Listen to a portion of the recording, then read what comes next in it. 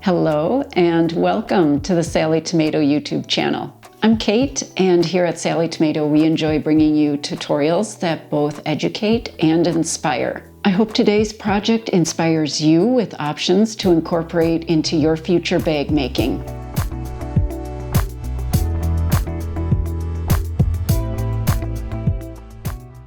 Today we're going to be making the Tracy wallet. Tracy is an easy-to-sew lined wallet with zipper pockets, card pockets, and multiple closure options. It can also be easily sewn using RFID fabric as the lining, which protects any readable cards inside your wallet. Tracy can be worn on its own as an evening bag. Just add an optional chain strap or team Tracy up with any number of Sallie Tomato bags such as Jessica, Miranda, or Veronica. Customize Tracy using your favorite wallet closure and an optional chain strap for more style options. The inspiration for this pattern came from our Lucky Penny wallet.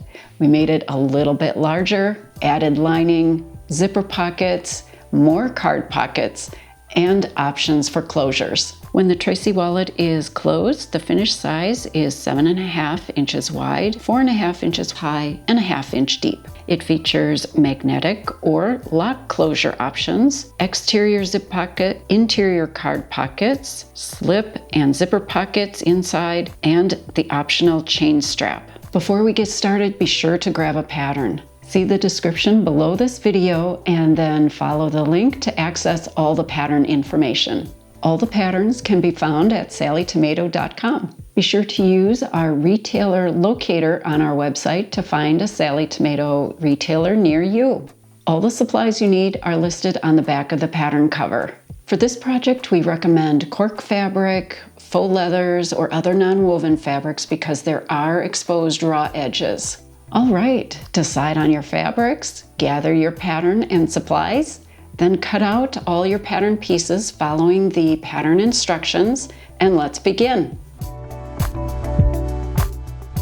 Before we get started sewing, I'd like to share just a few fabric ideas. During the tutorial, I'll be using a single fabric for the main or exterior and interior fabrics, but be sure you take a look through your collection of non-woven fabrics and see if there's some scraps that you can incorporate. This little wallet that I have here, I've incorporated some scrap fabric into the interior to give a little contrast to the interior pockets, so have a little fun. I'll be using RFID fabric for the lining for this tutorial wallet, but you could also use dyed fabrics. I have 2 samples here. One is a batik, and we have a homespun where the yarns are dyed. The right and wrong sides look nearly identical. On the wrong side of one main piece A, you'll mark in from each side along just one short end using a removable pen or chalk. Draw a diagonal line between each mark, then cut along the 2 marked lines to shape the top edge.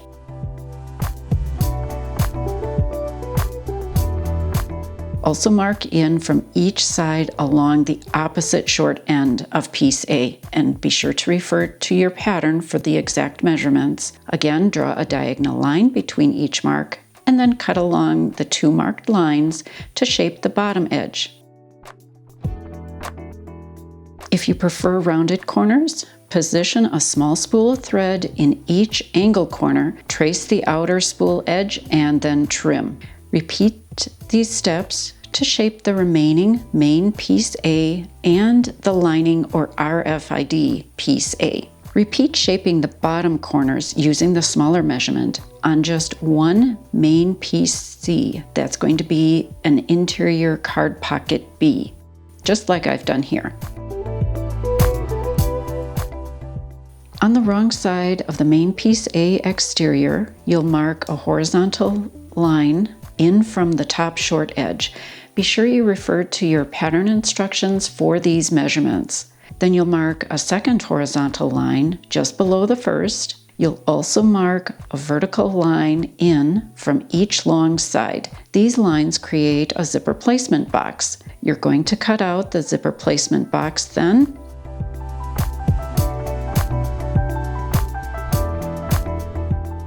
I've added narrow strips of double-sided basting tape to the edge of the zipper tape. That way it will hold in place on the underside of the main piece A. And with right sides up, center the cutout placement box over one of the zippers, with the zipper pull closing to the left. If you're left-handed, you may prefer the zipper pull closing to the right. It's your preference. At the sewing machine, top stitch following the edges of the placement box with an 1/8 inch seam allowance.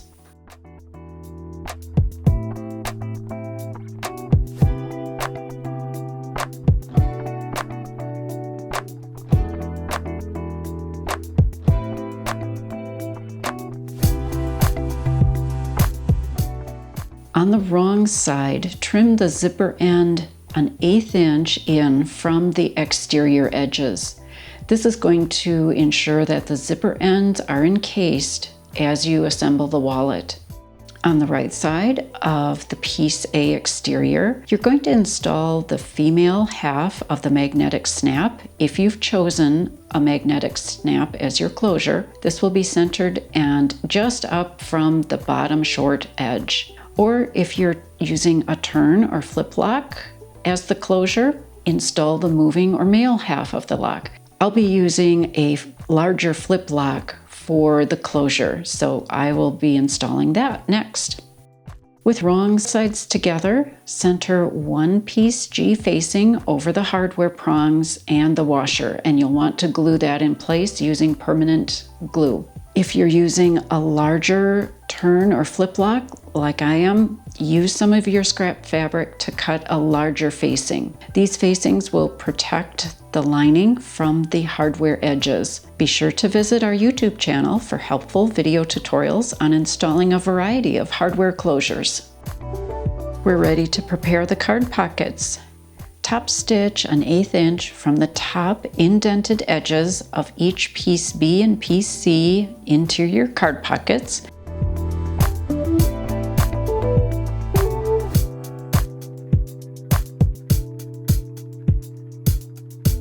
As well as each piece D and piece E. Those are the interior ID pockets, and we're going to set those aside. With right sides up, center the bottom short edge of the main fabric piece D, that's your interior ID pocket A, above the bottom short edge of the lining piece A. Washi tape or the Sew Tight magnets work great for holding the little pocket piece in place. Then at the sewing machine, you'll top stitch an 1/8 inch from the bottom edge of the pocket piece. With right sides up, center piece E, that's the interior ID pocket B, over the attached pocket A, nesting the top corners. Before we go to the sewing machine, check that the nested corners are snug together but not overlapping.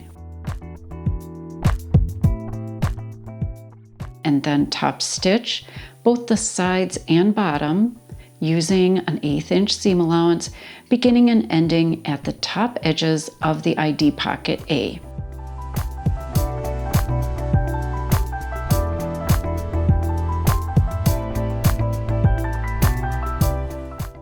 Let's set the lining aside and we'll move on to create the interior slip pocket opening.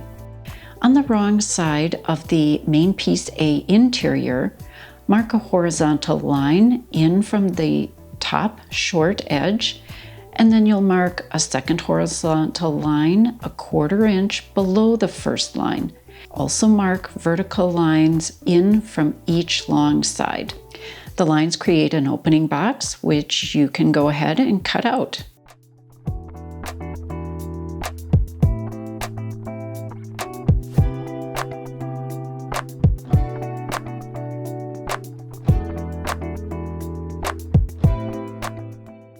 Then at the sewing machine, top stitch on the right side, following the cut edges of the opening box with an 1/8 inch seam allowance.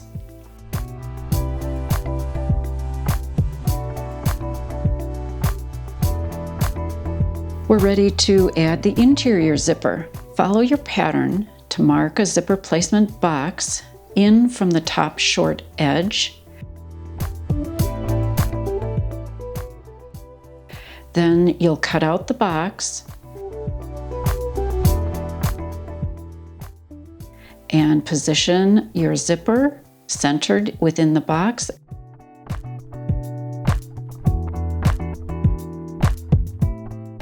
And then top stitch on the right side, just as we did for the exterior zipper a little earlier.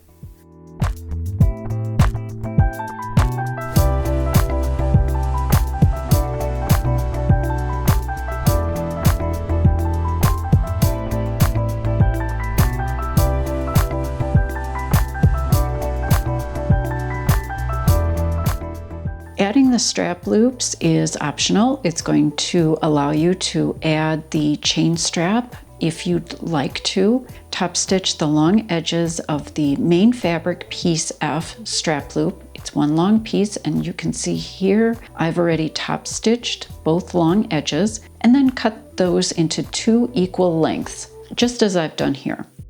With right sides up, position the bottom short end of one piece F in from the top short edge of the interior, or even with the top edge of your slip pocket opening, and aligning the long edge about 1/4 inch in from the long side edge of the interior. Then at the sewing machine, top stitch 1/8 inch from that bottom short edge of your piece F. Now we're going to position the top short edge of the piece F in from the top short edge of the interior, keeping the long edge even 1/4 inch in from the long side of the interior, and we're going to top stitch. Now don't be afraid to kind of fold that little piece out of the way so you can top stitch the short end of piece F. The space that's created in the loop allows the chain strap to slide through very easily.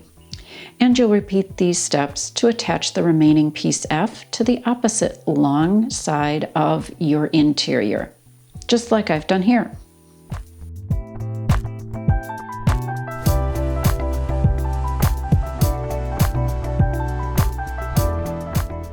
With right sides up, position the bottom edge of one piece B interior card pocket A up from the bottom edge of the main piece A interior. Align the side tabs even with the side edges of the piece A interior. Use sewing clips to hold those tabs in place, and then at the sewing machine, top stitch that bottom edge of the piece B with 1/8 inch seam allowance. With right sides up, position the piece C interior card pocket B, that's with the unshaped bottom corners, up from the bottom edge of the interior. Align the side edges, nesting the top shaped edge with the pocket A tabs. Make sure they aren't overlapping, but that they are snug together. Then you'll top stitch the bottom edge of the piece B with 1/8 inch seam allowance. Also go ahead and top stitch a vertical center line beginning at the bottom stitching and ending at the pocket A indented edge. We'll repeat these steps to position and attach each of the remaining piece B interior card pockets A.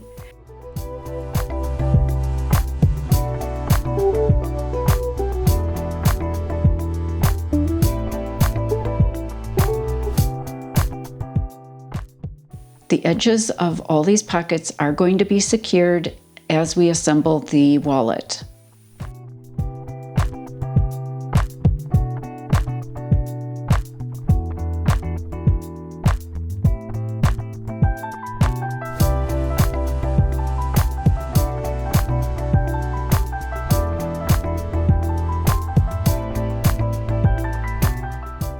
With right sides up, position the remaining piece C interior card pocket B, that has the shaped bottom corners, over the attached card pockets, aligning the sides and bottom edge of piece A interior.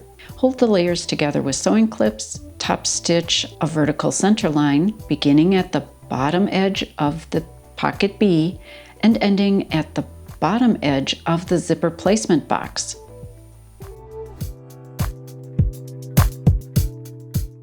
we're ready to install the magnetic snap. However, skip this step if you're using a flip lock or a turn lock style hardware. On the right side of the interior, install the male half of the magnetic snap centered and in from the top short edge. Then, with wrong sides together, center the remaining piece G facing over the hardware prongs and the washer, and you'll want to glue that facing in place to keep it secure. All right, we're ready to assemble the wallet. With wrong sides together, position the exterior over the RFID lining. That's the lining side that has no ID pocket. You'll only see the stitching of the ID pockets. So align all the edges.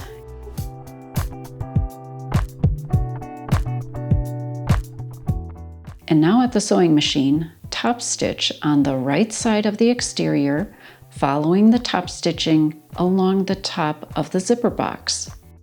With the RFID or lining piece, right side up, that's the side that has the ID pockets, and the interior, right side up, align all the outer edges, keeping all the pocket tabs and edges flat and even. You could use just the tiniest bit of temporary adhesive spray just to help hold the layers together.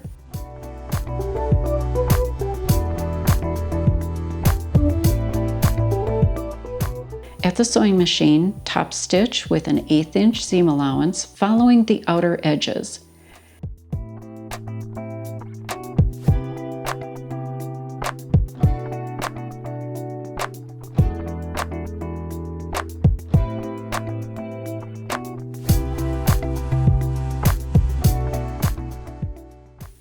You may find a very narrow foot or a zipper foot is helpful if you've chosen to add the strap loops. It allows you to stitch close to the strap loop while top stitching along that outer edge.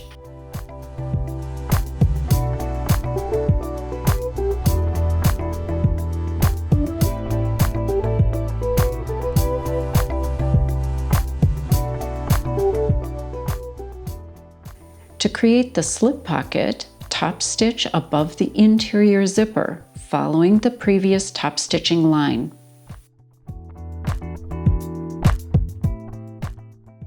All right, if you've chosen to use a flip or turn lock, now is the time to install the eyelet or female half of the hardware. You'll place this on the right side of the exterior flap, centered and in from the short top edge. And again, refer to your pattern for the measurement.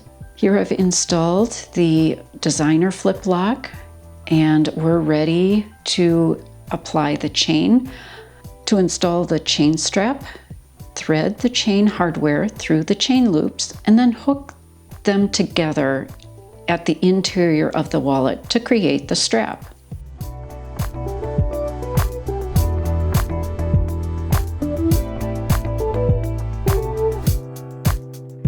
An option is to apply edge coat to the outer edges of the wallet, and I really recommend adding the edge coat or an edge sealer because sealing these wallet edges is going to protect them, but it also encases the lining or the RFID fabric edges, preventing fraying. I hope you enjoyed learning how to create the Tracy wallet. Let us know in the comments if you have any other suggestions or questions about this pattern.